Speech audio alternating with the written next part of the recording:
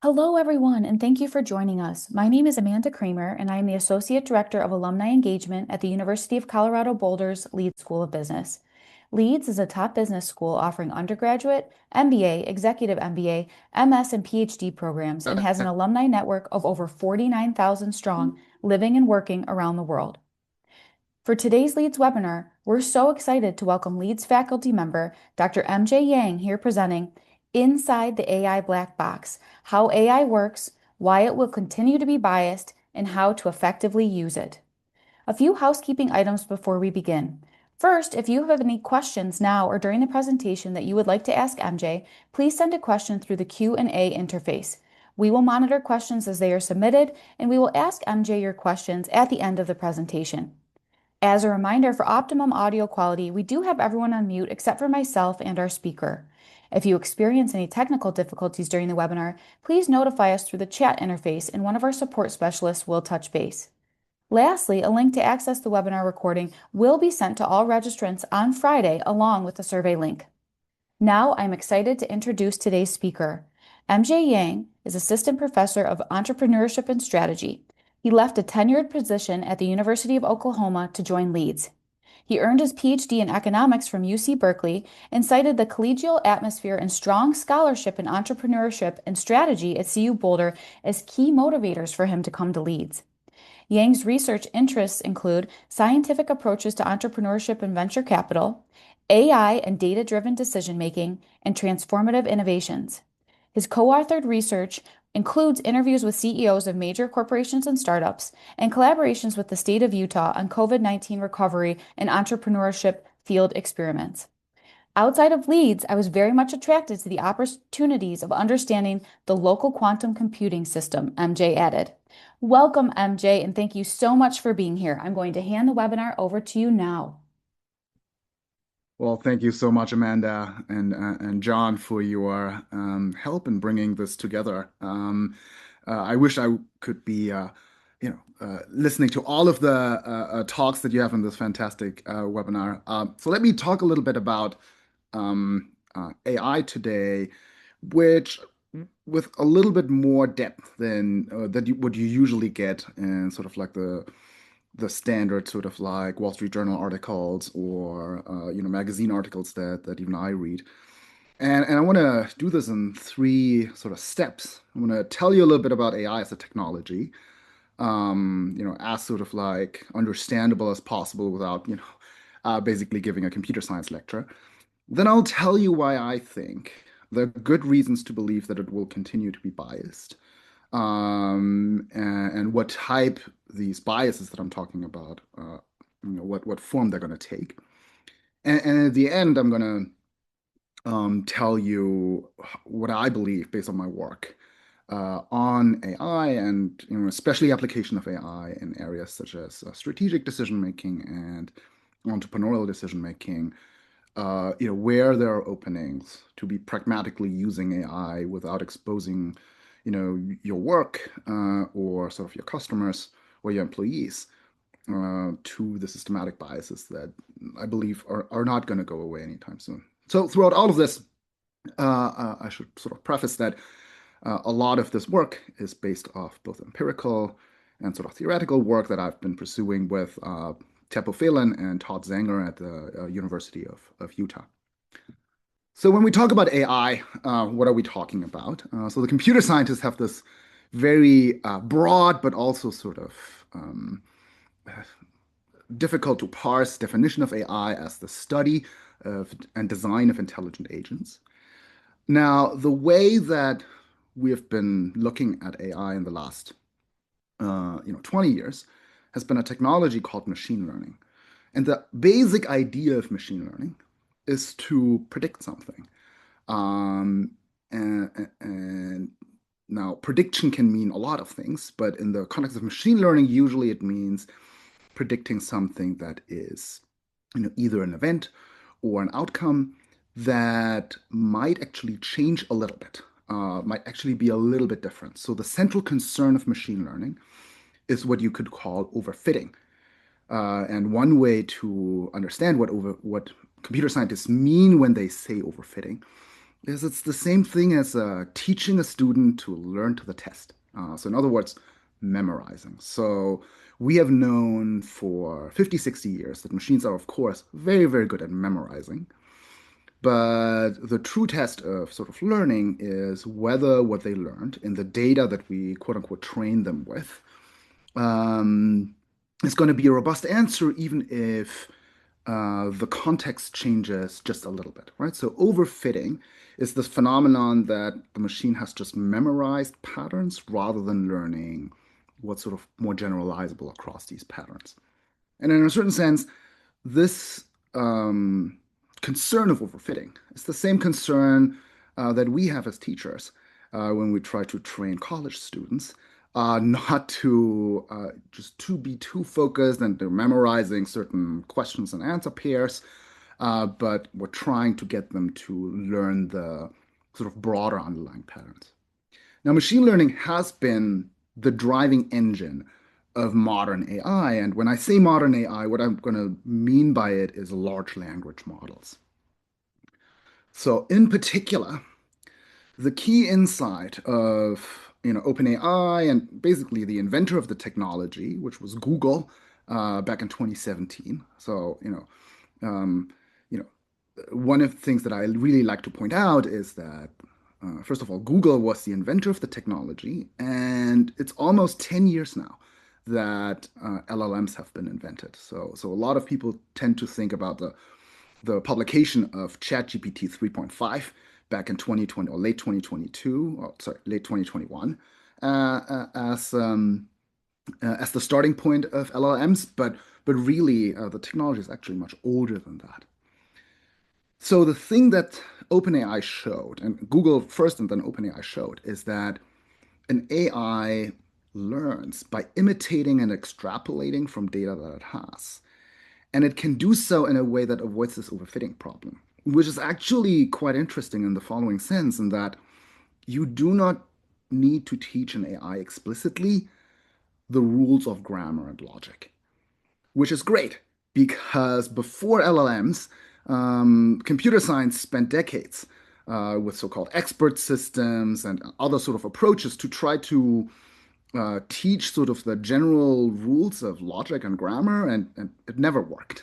And so LLMs as a technology were really promising because you could actually get something that looks quite reasonable without having to explicitly teach grammar and logic. Now, I'm mentioning this here right at the start because this is going to be an important limitation, as we're going to see. The fact that you do not teach them grammar and logic limits them in an important way that is not apparent, right? So if these machines were like super apparently biased, then the issue of avoiding their errors wouldn't be as problematic as it is.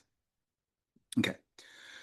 So one of the things that you read in the newspaper all the time is that LLMs are a form of autocomplete. So there's truth in that, but um, the most important implication of that is very often not mentioned. So okay, so what do we mean by autocomplete, right? So when you go to your phone and you have a new phone and you type in a sentence in the text messaging app, then usually there are sometimes some suggestions of what the next word could be. So that's the autocomplete feature. And fundamentally, LLMs are like this. They're going to try to predict the next, technically it's a word called token, which is a part of a word, but you can think of it as a word. So they try to predict the next word based on the sequence of words that are already there.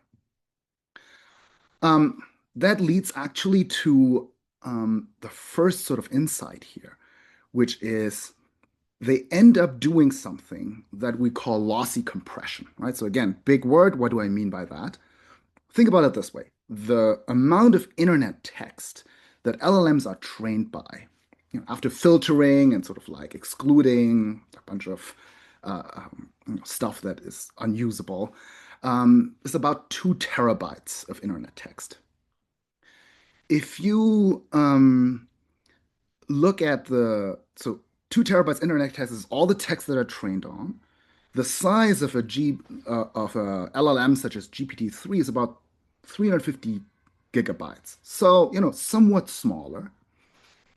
And the way that you can sort of understand what's going on is that the next word prediction that the LLMs are doing is able to compress down these 2 terabytes of data into something that is about 6 times smaller.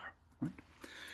And that is a consequence of this problem that they're solving of trying not to overpredict. So the idea is if you don't memorize the 2 terabytes of data, but if you memorize things that are a little bit more general than that, then you can actually, you know, compress all of this data down to a much smaller size. And so here that's 350 gigabytes. Now, the reason I'm like putting this right in front is that sometimes people tend to think or tend to um, you know tend to claim that hallucinations are going to be soon a thing of the past. And there's some good reasons to believe that they're actually never going to be a thing of the past. And that, first insight comes here from this idea of lossy compression. So really, the key advantage of what these LLMs do is they do not have to memorize 2 terabytes of data. They only have to memorize about 350 gigabytes of it. So some data is sort of lost here. And that avoids overfitting. That's the big advantage. You don't have to memorize everything. But it also means that hallucinations naturally occur whenever the LLM doesn't quite know the exact answer, right? So they're going to pick always what we call most likely continuation, but that continuation can actually be very unlikely. So let me give you an example. Suppose the sentence that you want to complete is poem's next word is usually, and then there's a bunch of possibilities, right? There are thousands of words in which this sentence might continue. Maybe the relative likelihood for the next word to be the might be 5%, which is still very unlikely because there are so many words that could continues these that like with 90% probability one of the thousands of other words other than the might be the most likely might be a likely thing to happen, but the most likely among those might be just the word the. So again, when we talk about most likely continuation of a word, that doesn't mean that sort of like in sort of like the level of likelihood that's very high. Okay, so one of the audience questions that I got early yesterday was, what are the biggest misconceptions and weaknesses of LLMs? That's a great question, and I want to sort of structure my talk around this question and around what I see as the 3 key fallacies of thinking about LLMs. Fallacy number 1 is that LLMs can use logic and math the way humans do. Uh, Fallacy number 2 is going to be because LLM doesn't have the same sort of like attention limits or sort of energy limits, or like, LLMs doesn't have kids as I have, and so therefore doesn't need sleep, right? They can pay the same amount of attention to everything and then tell us what's relevant and what's irrelevant. And it turns out that that's not true. And then fallacy number 3 is that AI might be biased now. Maybe it only has an 85% accuracy, but just wait a couple of years. And it's going to be unbiased. And some people like Meta are even promising us super intelligence in 2 or 3 years. Okay, so let me go through each of these.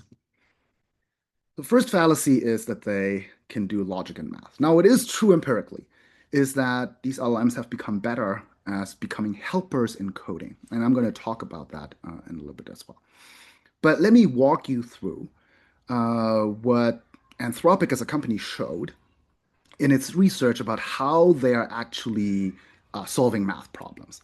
And so the simplest math problems, this is basically an example that Anthropic gave, is something like an addition problem, right? So the question is going to be, what is the sum of 30, wait, let me see, 30, oh my goodness, did I not? Okay, so what is the sum of,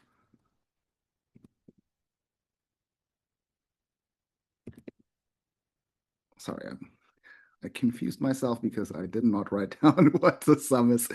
Okay, so it's a simple sum. What is the sum of 36 and 59? Yes, this is 36 and 59.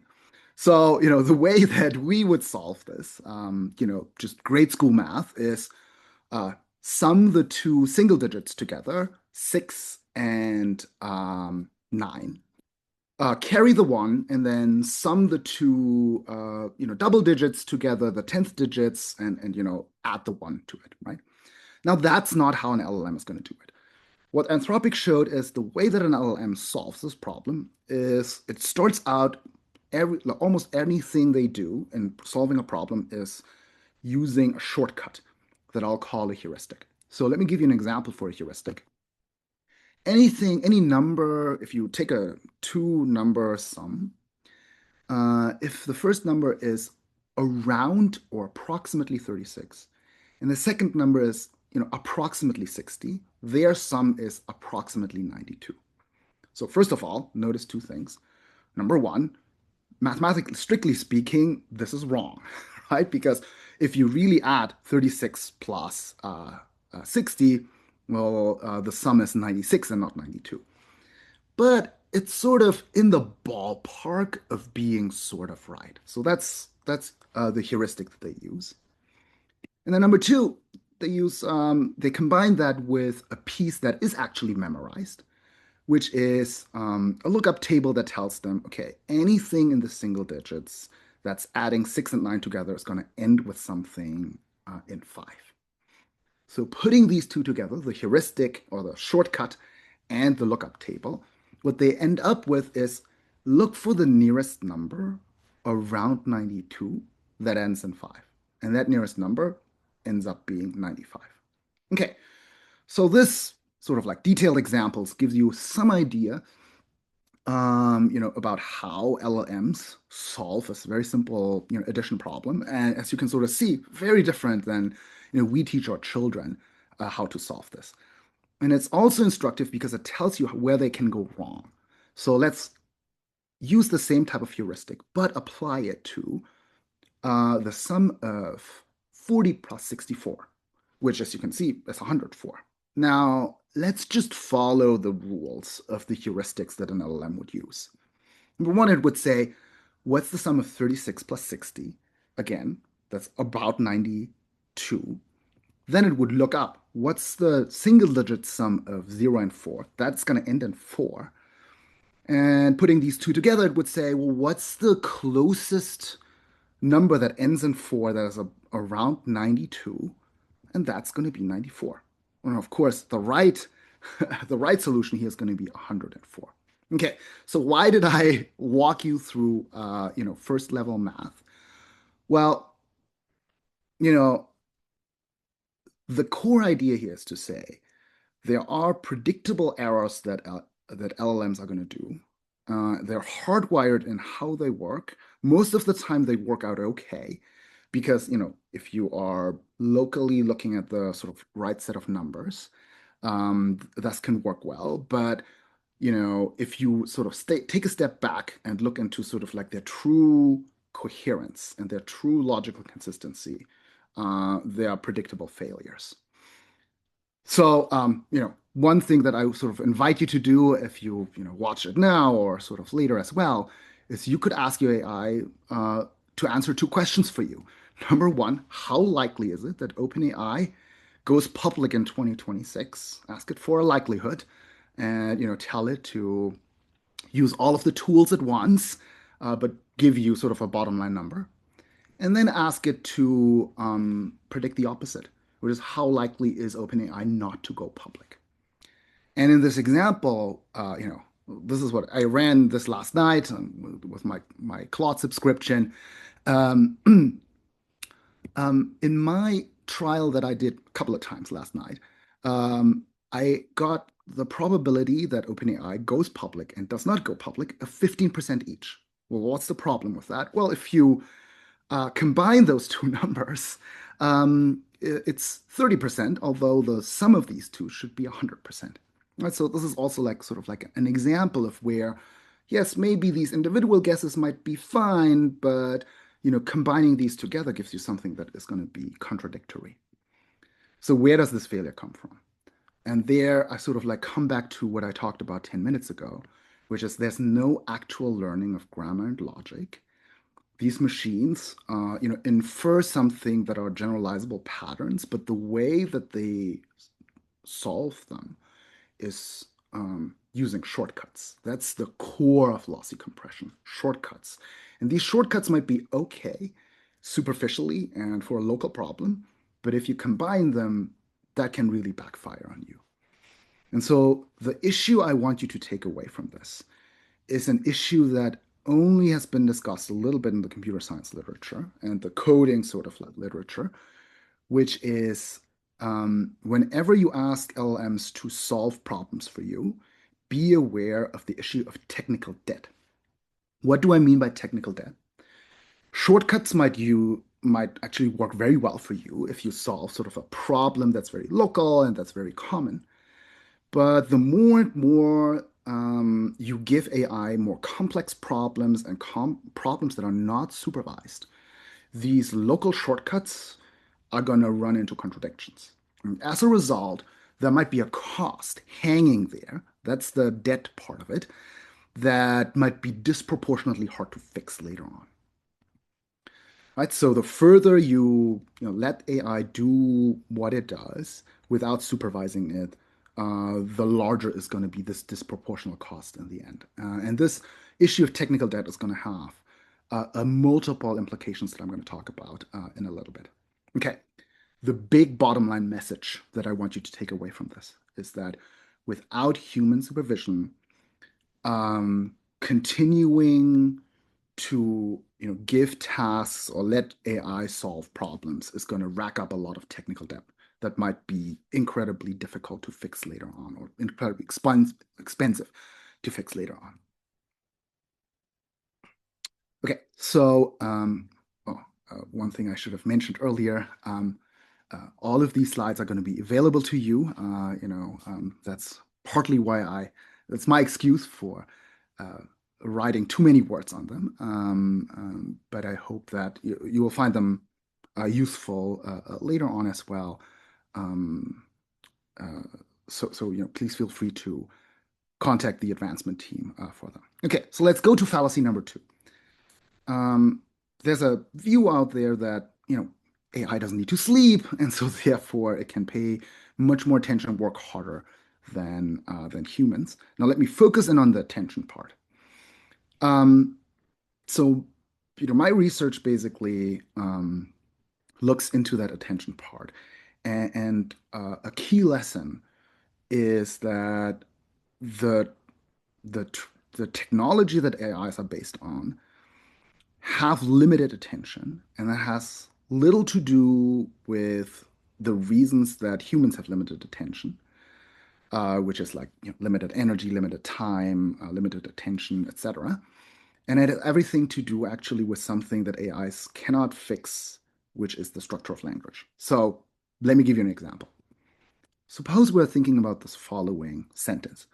To secure profits, the programmers whose CEO just built a medieval castle built a white moat. And the question is, what's the right continuation here? So there are two options, let's say. The first option could be a white moat of proprietary code. So that would fit the business context well, that fits the programmers well, and it builds upon the notion of a moat as being a business moat, like a competitive moat. The other option here could be a white moat of water. Why the white moat of water? Well, because the CEO just bought a medieval castle. So the technology that underlies LLMs today, the Google technology called the transformer, is going to do 3 steps. So it's going to, when looking at the continuation, it's going to determine that the word moat, its meaning is critical here. And so it's going to go through these three steps. The first one is going to be the query step, where it basically asks, what do I need to know? And the answer is, well, you need to know the meaning of the word moat. The second step is going to be, what is relevant? And the relevance step is going to look at all of the words and look at what are sort of like the most critical words here. Now, the most critical words here might be the two sets of people that are here. Number one, the programmers, and number two, the CEO. Now, when this LLM reads CEO in the key step, it's going to recognize, oh, this is a business context, and CEOs are usually very important in business. And so then in the end, it's going to look at these two possible values. That's the last step. And going to determine whether it should pick proprietary code or water. Now, what's confusing here about the sentence for an LLM, the confusing thing is that there's this half sentence, which is a lot of space in the sentence, that also mentions a CEO. And in the context of business, CEO is usually important. So an LLM is going to actually sometimes be very likely to end the sentence with the programmers built a white moat of water. That, of course, you can sort of see no human would end it this way. Why not? Because the subject of the sentence is programmers. And there's no reason why the programmers would, instead of programming a competitive mode of proprietary code, get out shovels and dig a moat of water. So this is again a consequence of us not having trained those AIs, or again, the architecture is not using any um, grammar or logic. And as a result, this is not something that you can easily fix. Um, so again, the reason the LLM does so poorly in this example is that language is very often ambiguous, like the moat. What is really meant by this moat? And the way that a lot of these language ambiguities are resolved is by taking context cues, like the CEO here, without any regard to logical consistency or grammar. Right. So, one thing that went viral, another example that went viral a couple of weeks ago and I actually tested this yesterday as well, was Claude. If you ask Claude, Opus 4.7, I need to wash my car, and my car wash is 50 to 100 meters away. Should I walk or drive? Claude is going to tell you walk, right? So again, it has been miscued here by the fact that the distance here is given 50 to 100 meters, and gives you exactly the wrong answer that no human would probably give you this way. Okay, so there was another audience question yesterday that leads me to my third fallacy, which is how to correct for bias. Now I'm going to be a little bit more detailed on my recommendations of how to correct for the bias based on my understanding of the technology. But there's another sort of way to think about the bias, which is the way that Silicon Valley wants you to think about this, which is it's an engineering problem and it's going to go away really quickly. Very often, there's sort of technical terms here being used called scaling laws, and the ideas just be, oh, we just throw more compute, more data centers, more data at AI, and it's going to just get better, right? Because remember, we didn't have to teach it anything in the first place. It just parroted back a bunch of data to us, and it just turns out to be pretty good at, reconstructing, implicitly grammar without, us teaching it grammar or anything like that. And I think the most convincing technical reason I can see for why that's not going to happen is there's a problem with the data pollution. So one of the things that you might notice more and more in social media, on the internet in general, is that more and more content is polluted by AI content, AI generated content, right? Some people call this AI slop. And computer scientists have done the exercise of looking at how much data pollution might be needed in order to make scaling laws go away, meaning that AIs don't become better anymore. So first of all, why is this a problem at all? After all, people like Elon Musk seem to think that, I'm writing a better version of Wikipedia called Grokopedia, right, where all the mistakes in Wikipedia have been fixed by Grok. Um, you can sort of see why this is a problematic claim, because think about how many hallucinations we would also formally call this fake news. Like if there's a lot of fake news content, again, AI hasn't been trained with laws of logic or of grammar. It's very easy for AI to just imitate what it sees frequently in the data.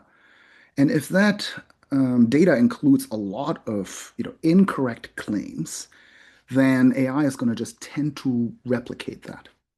So it turns out, so the computer scientists tell us that if the amount or the fraction of the data that is polluted by AI generated, you know, artificial data is just 1%, that's actually enough to make sort of like this nice relationship of just building bigger models and giving them more compute where that actually stops. And so, the bottom line for me from that is there's not going to be automatic improvements. Yes, we did see big improvements, and yes, but also a lot of these big improvements have been 3 or 4 years old, right? The biggest jump was from GPT 3.5 to 4, which was a jump that they already had made, before they even published GPT 3.5.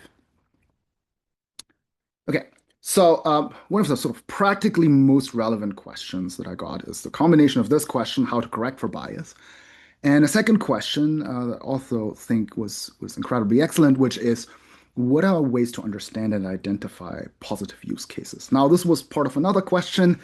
First half of the question I'm going to talk about in 2 or 3 minutes, but let me sort of stop here for a moment and give you what I think are some pragmatic and practical steps to take to try to address and pragmatically treat and use the technology without being subject to this problem of technical debt and problems that might come up later. So there are two things that I think you can do in order to harness the technology while not being captured by it.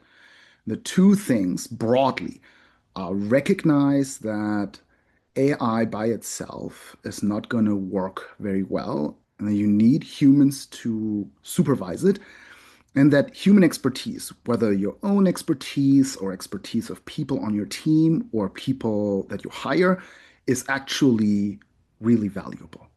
So when I see this sort of like, so when I say humans are going to be needed to make AI effective, I see this being true for the foreseeable future, meaning at least the next 20 years. The second sort of like big lesson is going to be the, be mindful of the type of tasks you give AI and be mindful how to design your own task list and, the jobs that you give people in this sort of like deliberate way. So I'm going to be a little bit more detailed about this. So let's first start out with AI needs human expertise, right? So what are the immediate practical implications from that to, both correct for bias and to understand or sort of explore use cases for AI? So first of all, avoid having steps or having workflows that have uh, that automate too much and do not have systematically humans in the loop. So let me give you two examples. The first one is just something that everybody might do, which is trying to boil the ocean. So don't do this. Don't give AI an incredibly complicated problem that it might need even 10 or 20 minutes to solve on its own, without supervising each individual step. And so what I mean by that is ask it for intermediate outputs that you can verify by yourself. So basically ask it to provide the receipts and actively challenge it when things are potentially a little bit even problematic. So you can see this is very different from, some of the people on social media saying, "Oh, I'm a programmer and I walked away for half a day and let AI do everything," right? This is incredibly dangerous. That's just inviting technical debt. Instead, you need somebody, an expert in, whatever area that you're looking at, to actually check every step that the AI actually does. The related concern or the related thing to avoid is AI agents, right? So what are AI agents? Last year, all the rage was about AI agents having their own, like, social media sites where they chit chat with each other or something like this. AI agents are basically LLMs that you give access to your local AI and local IT infrastructure and access to your digital files. Avoid that for now, because the amount of technical debt you rack up with an AI agent, there are all of these stories of like companies losing terabytes and terabytes of proprietary data. Um, it- you know, AI agents are not advanced enough. So again, it all boils down to why are they not advanced enough? Because fundamentally they all use these shortcuts. And these shortcuts are not getting better because we don't actually know what the exact shortcuts are. No, we do know what the exact shortcuts are, but we don't train them in sort of logic and grammar and math. And so therefore there's no simple principle to sort of like fix the problem. Okay, so these are things that you should avoid. What are things you should do when you recognize that AI usage needs human expertise for the foreseeable future? Think of human expertise, and by human expertise, I mean your own sort of skills and critical thinking, as well as, the people that are on your teams or the people that you might hire.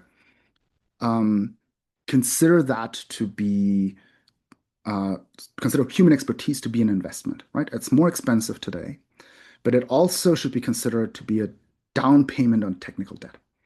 And so rather have people double check what the AI does in every step rather than avoid massive future errors that are going to be incredibly costly. And then number two, this is a key skill that I think Silicon Valley is completely missing. I mean, they're interested in missing this, which is what I call usage efficiency, right? So right now, Silicon Valley wants you to use AI agents and just go crazy on, the cost of these, because at the moment you just pay. Very often, if you're a consumer, you pay by a flat fee. If you're enterprise, you pay by, a so-called token or per word. Now, the flat fee is incredibly loss-making for AI as a business model, for AI vendors as a business model. So it's going to have to go away, probably within the next 2 or 3 years, at the latest, where after Anthropic and OpenAI have gone public. So if that changes, think about the incentives. Think about the fact that every time there's an error and you don't have an expert to review it or a way to fix it yourself, you need to ask AI to fix it.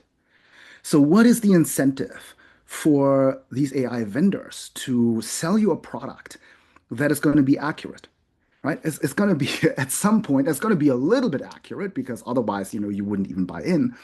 But there's really no incentive for them to push the accuracy past, let's say, 85%. Because every percentage that they go past that, they're going to actually take away future business from themselves. Because, if you're not an expert, you will need an AI to fix the errors that an AI generated. Right? So this is where I think the key skill here is going to be usage efficiency. Know what AI is good at. Only give it these things where it's like reasonably accurate and avoid being completely dependent on AI.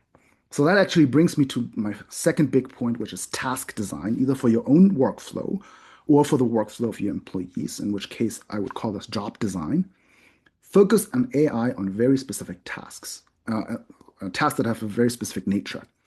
Number one, tasks where the errors are easily verifiable for humans. And you can sort of see the more you know from human expertise how the right answer looks like, the more easily verifiable it is for you. Number two, only give AI tasks that where mistakes are cheap. And there's two ways you can understand how cheap or expensive mistakes are. Number one, avoid giving AI tasks where things are interdependent, across many sort of business functions, for example. Try to only give a task where things are independent from each other, or what sometimes people technically call modular, right? Because if it's just a modular task, whatever problem AI is creating, it's going to be local. Whereas if it's an interdependent task, errors are going to propagate throughout the system, right? So you want to avoid that. The second one is give AI only problems where decisions are easily reversible, right? If you are stuck with an error and you're stuck with it for a while, um, you know, basically having technical debt is going to be disproportionately expensive. Um, a related thing about the cheapness or sort of like the affordability of task errors is commonality of problems, right? So AI, by its nature, it's you know uh, replicating things back to you that it has seen a lot, and so as a result, it's going to be very good in solving problems for you that are very common. Coding, incidentally, is an example for this, where there are like hundreds of thousands, if not millions, of examples of people asking questions about Python or something like this, even in question form. And then other people have given the answer, with a little bit of code that's exactly the right type of data to imitate for an AI. So the more common the problems are, and the less they are proprietary to your business, the more reliable AI is going to be. And then last but not least, think about incentives, right? So in particular, as everything today, attitudes towards AI are very polarized, right? So there's a large fraction of people that think, this is technology of the future, and there's a large fraction that think this is like a hoax. And I don't know whether you've seen this. There were several commencement speeches over the last couple of weeks at large universities. And I saw Eric Schmidt, the CEO of Google, being booed when he said AI is the future, right? So whenever you have, for example, a large population where you're not sure whether they are, what their attitudes towards AI are, rely on the fact that it's likely that they're going to be polarized. And so, for example, deploying AI in customer service can be an incredibly risky proposition because half of your customers might just hate AI, right? Whereas if you deploy it, same is true for employees, but if you deploy it with employees that are like, evangelists and are like really excited about the technology, that of course can lead to much better results as well. Another audience question that I had yesterday, or that I received yesterday, was which business functions do you believe will be most and least impacted by AI? So I'll say right away, I can only guess, but I'm pretty sure that the standard story that you're being told is missing something. So what's that standard story? I think conventional wisdom now is that AI is good at coding and math. And so as a result, people think that things that are more sort of formally oriented, such as finance, accounting, digital marketing, might be most impacted by AI, and others might be much less impacted. Other business functions, such as HR, for example, where the workforce, for example, is polarized. Now, first of all, as I sort of said, I don't think AI understands math and logic and grammar the way that we do. So therefore, I'm not quite buying into this view that finance and accounting are going to be most impacted. Um, it's also true that AI is going to continue to struggle with what I would call uncommon math, right? So in a lot of business functions, things like finance even, practical finance is not necessarily about these models, pro forma models or whatever models you're thinking of, but it is about what assumptions go in. What are the critical assumptions here? And that type of critical thinking, again, AI is not great at necessarily. Um, then any business function, marketing, accounting, finance, human resources, can be understood in what I understand to be strategic or not. And what I mean by strategic is sort of like two things. Number one, if it impacts a lot of different business functions, or if it's really costly to reverse, right? If you're stuck with a mistake. So that sort of like mirrors some of the things that I said before. And the more sort of strategic the function that you're talking about is with specific decisions, the more I think AI is not going to impact this area, but it's going to actually remain in the realm of human expertise and human judgment. Last audience question. So, what are ways to avoid AI slop? I didn't quite know whether the person who asked this question, please correct me if I guessed wrong, meant production of AI slop or consumption. I'm going to just focus on consumption here. This is an example of AI slop. Sam Altman grilling what I think is Pikachu. There are like other pictures where he's actually meeting Pikachu's meat. so, um, so think about the content creators' incentives, right? And content can here be social media content, of course, but there's also content such as like reports, work outputs, etc. Um, the more the content creator benefits from sort of like clickbait or one-timeness of a transaction, the more they're going to have an incentive to generate AI slop. And in contrast, the more the content creator relies on repeat interactions, right? And you giving your boss a terrible AI slop report will not be a good idea, right? Because you have to face your boss after as well. Um, the less they're going to generate, like the more repeat customers there are, the less they're going to generate AI slop. So sort of like go through thinking about what are the incentives of the content creators. Now, I would broadly caution using AI detection software because I sort of like have seen empirically it doesn't work necessarily very well. It's costly. And using AI detection software is usually like, you become part of a problem of a sort of wall of attrition between people who generate AI slop and people who want to identify AI slop.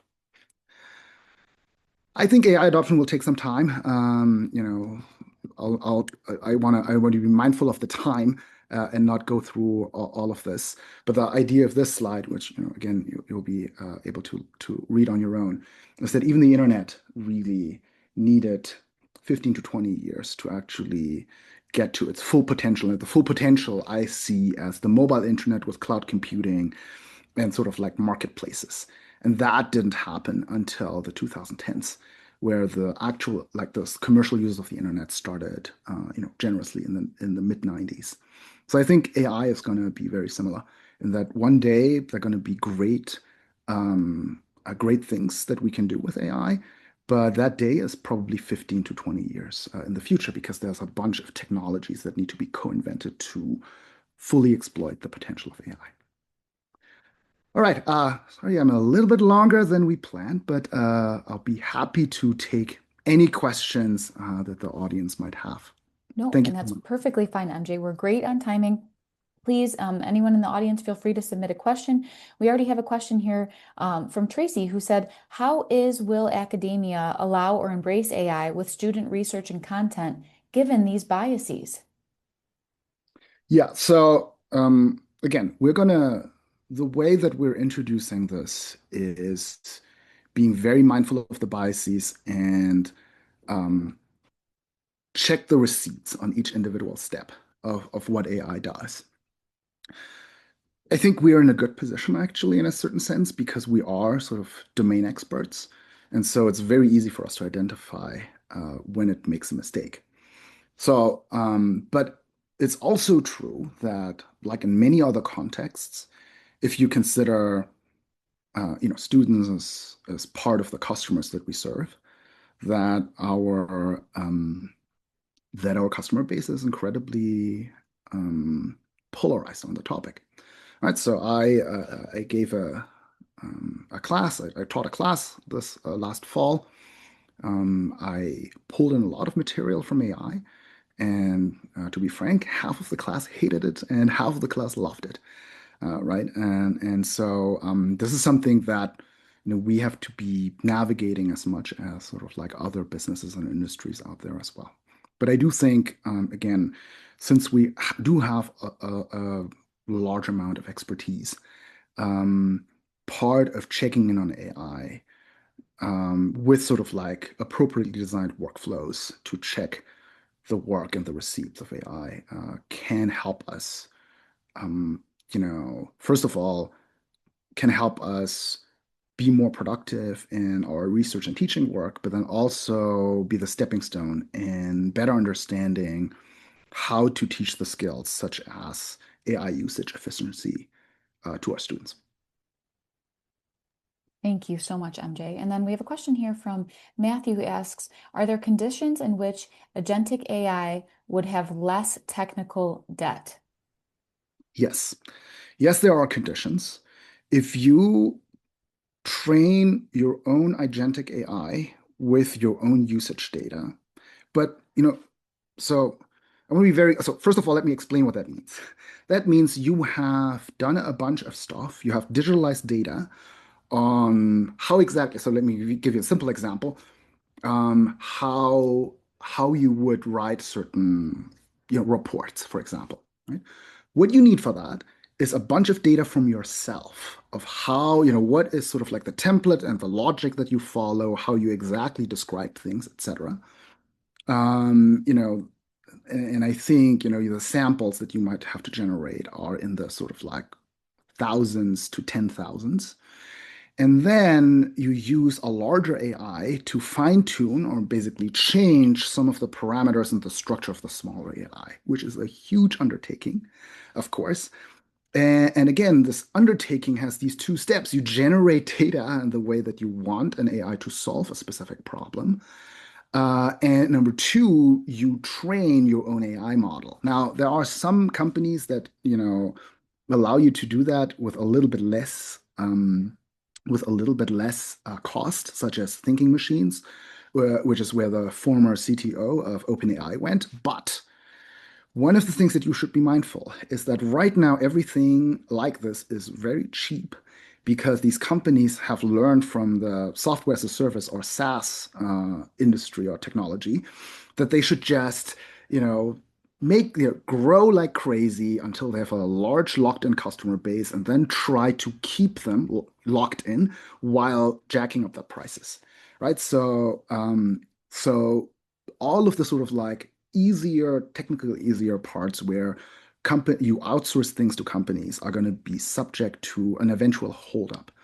So I would say right now, now again, this might change in the next 5 to 10 years, but right now, the sort of like the combination of risk that you're exposing yourself to and cost in terms of creating the samples, etc., is just way too high. And there are principal problems that have not been solved at all about cybersecurity. About, again, if you have an AI agent, that agent can access your data, it can access tools such as your phone and your local laptop computer.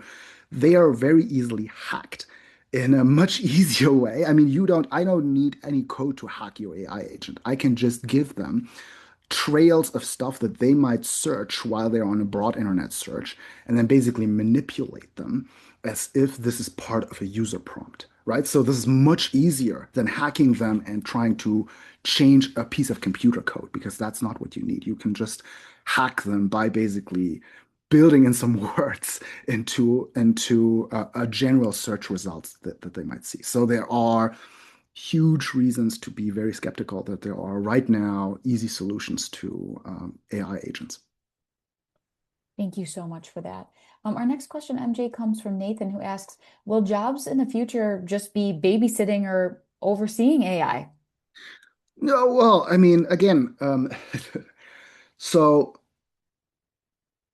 so I don't believe so. Sorry if so that just makes me think that maybe I should have been very clear about what I mean by monitoring what AI does. Monitoring what AI does is not just checking in on their errors, but understanding and redirecting them in very systematic ways, right? So in my own work, I use actually AI in my research workflow as well. And what you see is the way that you should think about AI is, it's an intern or a research assistant who has brain damage. So so from time to time, they have the tendency to do something that you as a human find incredibly unintuitive, and it can be a massive liability for you. And so you have to think through the logic of what they did and not just confirm whether they did that right, but actually think for yourself what the right sort of architecture is. So let me give you a simple example. At some point, in my workflow while I was teaching, I was using AI to generate a bunch of multiple choice questions, right? Great thing for AI, sort of low stakes potentially, right? So this was like for a practice exam, etc. And part of the workflow was about trying to make AI target the question to a specific level, right? So at Leeds we have sort of like some curving policies. So, do it such that, 70% correct, or, the answers are like correct on a 70% level. AI gave me a couple of questions that seemed incredibly hard, and I didn't quite understand why they were so hard until I questioned it a bunch of times. And what turned out to be true is that AI had assumed some sort of proportional relationship between the percentage of correct answers and the GPA, right? So I had basically told it, oh, give me a 3.0 GPA. And the questions were much harder than a 3.0 GPA. And what it had done, it's just basically drew a line between what it thought. I mean, again, when I asked it, why did you draw this line? Like, what was your thinking here? It said like, oh, honestly, I just drew it because it seemed simple to me. So this is the type of problem that we're talking about. AI is going to make a lot of implicit assumptions without telling you. And you have to be the person who thinks through, why is this a right approach or why is this a completely wrong approach? And so that's like more than babysitting. This is more about you understanding the architecture of your problem on a level that's much deeper than AI will ever be able to understand. Thank you so much. And taking a look at the time, we'll just end with one final question from Natalie here, which is, how should organizations think about hidden bias in AI-assisted hiring in particular? Yeah, so I mean, there's a lot of work going on about this. Obviously, um, even before AI, machine learning already exposed us to this. There's like academic work on the technology that Google used to, for example, screen CVs on a first basis. Now, again, AI's biases today. I mean, I didn't even explicitly talk about the systematic sort of institutional biases that are implicit in AI due to sort of the biased data that it sees, right? I mean, a bunch of the data comes from places like Reddit, right? So these are not necessarily the most like unbiased and free, best accessible places. I think this is a serious problem, and I think there's no simple answer for this. Uh, but what sort of like the biases that we talked about today, the shortcuts, make this an even bigger issue because, again, as I explained to you, AI is not being taught rules of grammar, of logic, of anything like this. So there's no principled way to intervene and just fix sort of like one type of rule and hope that AI is going to apply it consistently, right? So on the contrary, it sort of teaches itself sort of shortcuts. And so there's a bunch of potentially contradictory shortcuts. I mean, fixing that is a much bigger issue if you want to, avoid issues such as racism or, other types of systematic biases against, people with different sexual orientations, et cetera, right? So if anything, I think what we learned from the sort of like decision biases that I talked about today is that these problems are even deeper and even harder to fix than you would think then if you would think that AI is as good as humans as understanding, coding and grammar and math. Well, thank you so much to everyone for joining us for today's presentation. And thank you again, MJ, for this great information. At this time, we invite everyone on the webinar here to provide feedback by answering the following poll question. On a scale of 1 to 10, how likely are you to recommend this webinar to a friend or fellow Leeds alum? As a reminder, all webinar attendees will receive an email on Friday with a link to the recording of this presentation as well as a survey. To view upcoming webinars as well as previous recordings, please visit our website at colorado.edu/business/alumni. We hope you will join us for our final AI-related webinar on June 16th as faculty member Tony Kong presents on the benefits of responsive leadership. In the meantime, have a great rest of your day. Thank you for your time and go Buffs.